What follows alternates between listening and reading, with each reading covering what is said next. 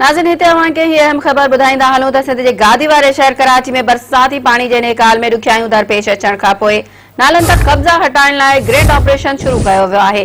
Police ऐं rangers जी मौजूदगी में नालनि तां कब्ज़ा ख़त्म करण लाइ ऑपरेशन शुरू कयो वियो आहे। पहिरें मरहले में गुजर नाले जे कपरनि ते क़ाइम दुकान घर ऐं वाड़ा तोड़े ॿियूं अॾावतूं डाठियूं पयूं वञनि। उन हवाले सां इंतिज़ामी अमलदारनि जो चवणु आहे त नालनि तां कब्ज़ा ख़त्म करायूं पिया। नालनि जे आसपास 30 फुटनि ताईं जॻह क्लियर कराई वेंदी। अमलदारनि वधीक चयो आहे त ऑपरेशन जेकॾहिं का मज़म्मत थी त कार्रवाई कई वेंदी। हुन ॿुधायो पियो वञे त अॼु खां गुजर नाले औरंगी ऐं न्यू कराची समेत ज़िले जे समूरनि नालनि तां ग़ैर क़ानूनी अॾावतूं डाहण लाइ ऑपरेशन शुरू कयो वियो आहे। नाज़रीन हिकु भेरो ॿी अहम ख़बर अवांखे ॿुधाईंदा हलूं त सिंध जे गादी वारे शहर कराची में बरसाती पाणी जे नेकाल में ॾुखियायूं दरपेश अचण खां पोइ नालनि तां कब्ज़ा हटाइण लाइ ग्रेट ऑपरेशन शुरू कयो वियो आहे। पुलिस ऐं रेंजर्स जी मौजूदगी में नालनि तां कब्ज़ा ख़त्म कराइण लाइ ऑपरेशन शुरू कयो वियो आहे। पहिरें मरहले में गुजर नाले जे कपरनि ते क़ाइम दुकान घर ऐं वाड़ा तोड़े ॿियूं अॾावतूं डाठियूं पयूं वञनि।